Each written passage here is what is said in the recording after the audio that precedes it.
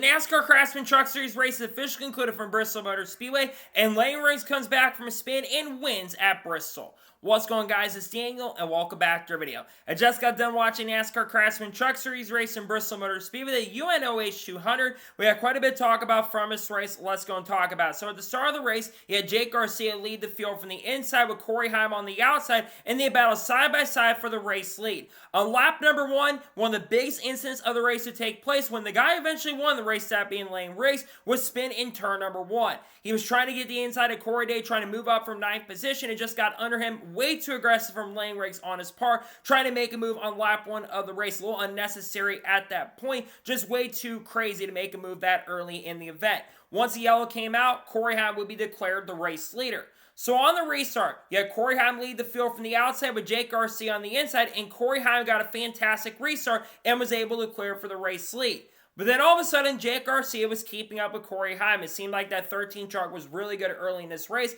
and they'd be battling really hard, or not hard, but they'd be really close up front.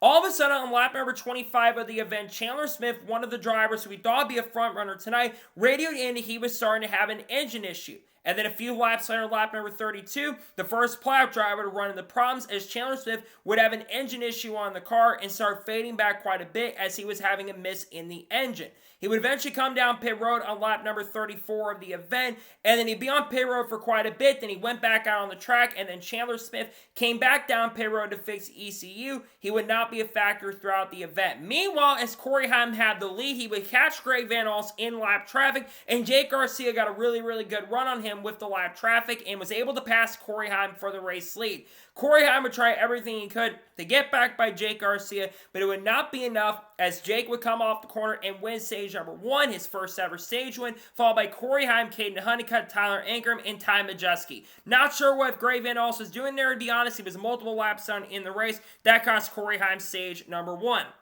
And then during the caution, we saw some strategy. Jake Garcia, Roger Kroof, Layne Riggs, Bailey Curry, Dawson Son, Ben Rhodes, Corey LaJoie, Grant Enfinger, Matt Crafton were among the drivers who came down pit road, while the rest leaders would stay out with Jake Garcia winning the race off pit road. And then on the restart, you had Corey Heim lead the field from the outside with Tyler Ankrum on the inside, and Corey Heim got a fantastic restart and was able to clear for the lead. All of a sudden, Jake Garcia, one of the strongest trucks in the field, unfortunately would report that he had a power steering issue on the truck and would fade back quite a bit and then eventually come down pit road with a supposed engine issue at that point of the race. Tough break for Jake Garcia, who looked like he was going to have a chance to maybe get his first truck win tonight. And then on lap number 90, one of the most controversial incidents of the night would end up taking place as Caden Honeycutt would ship Tyler Ankrum going down in turn number one, and Tyler Ankrum ends up spinning out, bringing out the caution. Caden basically said on the radio that he didn't mean to get in the back of Tyler Ankrum. He felt like Ankrum kind of stopped a little bit in the corner, didn't really know where he's going at that point. A pretty bad move there, in my opinion, from Caden Honeycutt to be that aggressive, especially early in the race, and I expect better from Caden on that point, to be honest. A bad mistake there. Tough break for Ankrum, who was having a really strong run. Tough break for him at that point.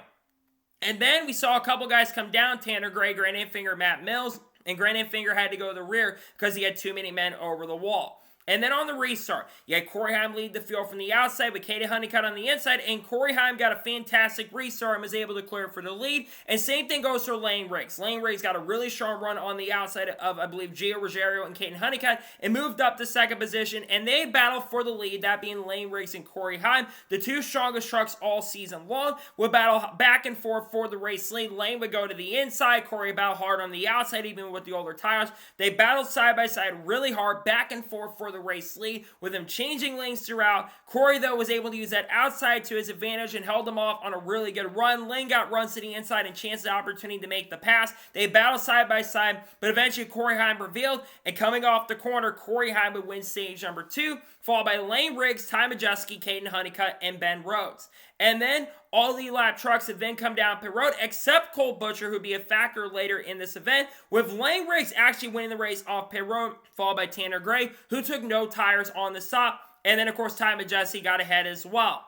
And then on the restart, you had Cole Butcher lead the field from the inside with Layne Riggs on the outside, and Cole Butcher had a horrendous restart and would drop Corey Heim quite a bit back in the field, and Layne Riggs, Tanner Gray, and Ty Majeski would move up into the top three positions, with Ben Rhodes moving up as well as he jumped up to second. Tough break for Corey Heim, who lost a chance and opportunity to win this race at that point.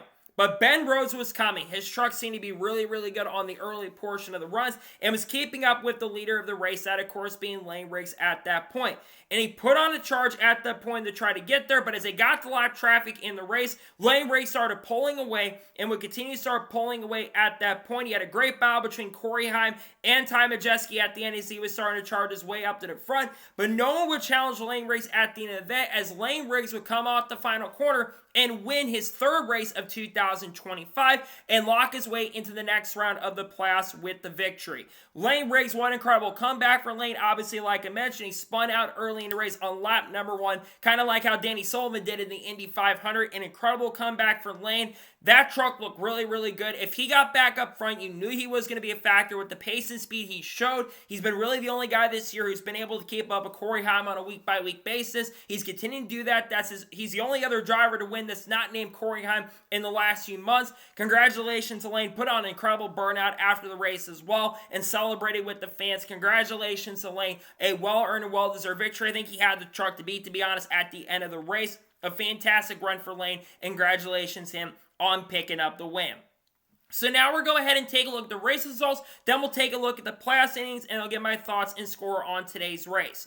So Layne Riggs picks up the win. Ben Rhodes finished the second. An amazing run for Ben Rhodes tonight. He ran up front majority of this event, especially the second half. Sure, he got up there because of strategy, but he put together an unbelievable run at the end of the day and gets his best finish of the season so far. A great run for Ben. He finishes second. Corey Heim finished third. I feel bad for Corey Heim. I think he was the only other guy that could keep up with Layne Riggs tonight. He kind of got screwed by Cole Butcher in that situation. Just got put in a really tough position there, unfortunately. But Corey Heim had a really strong run. Continues to put up an incredible season. Still leading at every single race. So looking for, I believe, his 9th win of the year. A great run for Corey. He finishes third. Ty Majeski finished fourth. I am encouraged with the speed of the 98 truck. I think that's 3 consecutive races where he's finished inside the top 5, showing really strong speed near the end of this season. I think he's got a really good shot to win the title. Great run for Ty Majeski. He finishes 4th.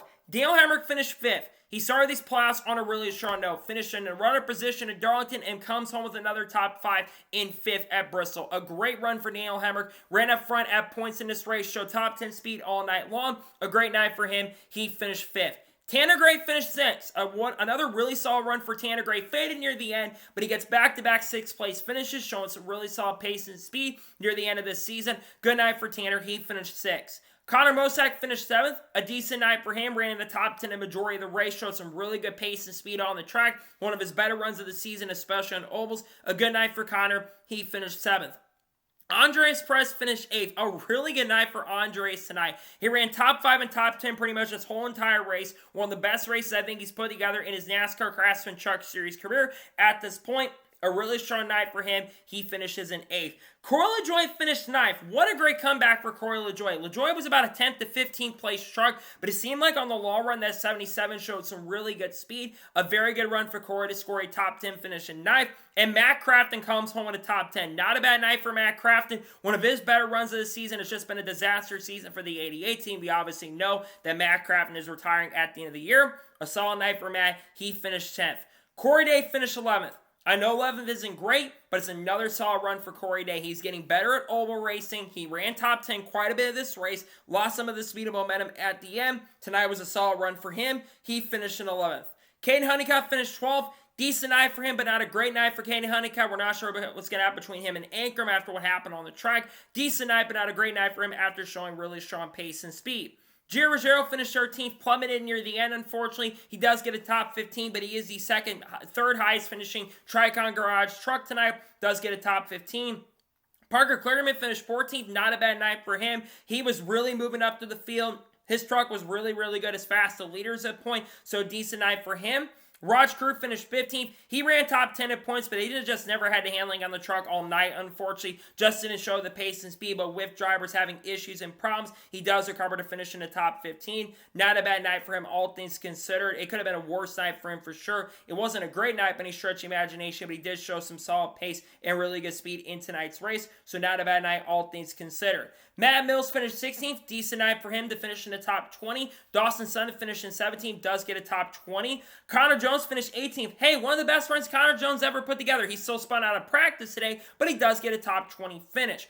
Bailey Curry finished 19th. I'm not sure what happened to this truck, to be honest. I guess he plummeted, had some sort of issue at the end, because Bailey Curry had a really good run going tonight, but unfortunately, he does finish 19th. Tyler Ankrum, after his issues tonight, he finished in 20th. Grant Finger, who had just had no speed tonight whatsoever, he finished 21st. Jack Wood finished 22nd. Cole Butcher, after causing an unfortunate issue to cost Corey Heim the win, he finished 23rd. Brent Cruz, who just had some sort of mechanical issue at the end, finished 24th. He had a top 15 run going, so disappointing end to what was a really good race. Seven Parsons finished 25th. Tony Breidinger continues to struggle in the Craftsman Truck Series, only 2 top 20 so far. She finished 26th. Spencer Boyd finished 27th. Joshua Yoon finished in 28th. Gray Van Alst finished 29th. Chandler Smith, after his issues, finished 30th. He's in a tough position going in the final race of this round. Mason Maggio finished 31st. Trayton Lasovich, making his truck debut, has some issues at the end, finished 32nd. Jake Garcia, after having a really good truck early, he finished 33rd. Norm Benning finished 34th. Caleb Koster finished 35th, and finishing last in 36th place is Clayton Green. So now, we're going to go ahead and take a look at the playoff standings and give you my score of tonight's race at Bristol.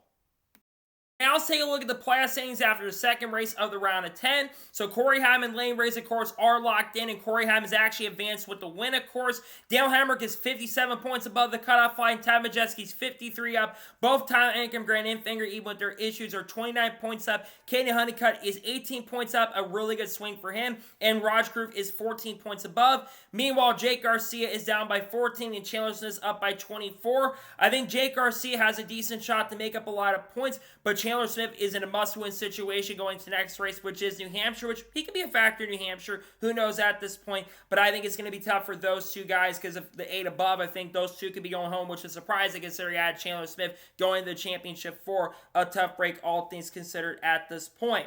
So now, that's the playoff standings. Let's talk about the overall race as a whole and give my score and thought on it. Honestly, for truck race at Bristol, it was a lot more chaotic than I thought it was going to be. Was it very difficult to pass? Sure, but I think there was good racing throughout the field. He had a really good battle there between Heim and Riggs, especially in stage number 2.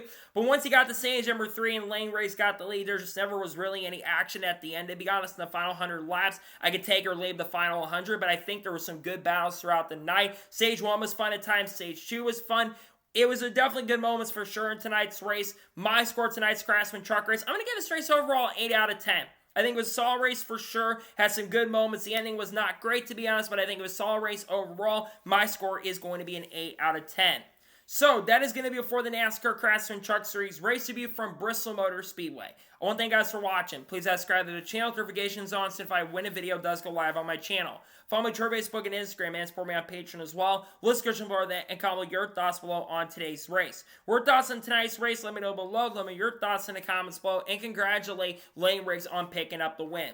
Let me know your thoughts in the comments below. Tomorrow on the channel, we're going to have the Reactions Cup Series qualifying from Bristol. We're also going to have the Xfinity Series race review as well. Then, of course, on Saturday, we'll have the Cup review. We also will have the starting lineup video for the Cup race at Bristol. And then on Sunday, we're actually going to have a NASCAR news video dropping on the channel. I'm likely going to try to film that either after the Cup Series race concludes or get that up to you guys on the channel. Maybe do that tomorrow night, who knows. Then, of course, on Monday, we'll also have another NASCAR news video. I'm probably going to split all the news up from this weekend into 2 episodes with all the news I've been getting at this point, unless we don't get a lot of news over the next couple days. Then, of course, we'll talk about Cletus's future. We'll talk about Hailie Deegan a little bit with her future potentially coming back to NASCAR and some other stuff as well. We got a lot of content coming up. People like Hailie Deegan, Shane Gisberg, Carl Edwards, Kurt Busch, Kyle Busch, Bo Wallace, Ross Chastain, Charlotte Creed, Sam Mayer, Frankie Muniz, Connor Zilch, Junior Motorsports, Daniel Suarez, Kyle Larson, Chase Elliott, Dodge Ram, you name it, all the good stuff we'll talk about on the channel in the coming days and weeks as well. So anyways, like I said, I want to thank you guys for watching today's episode. I'll see you guys next time for more great, awesome NASCAR content and other motorsports content on the channel like this. Take care, buddy.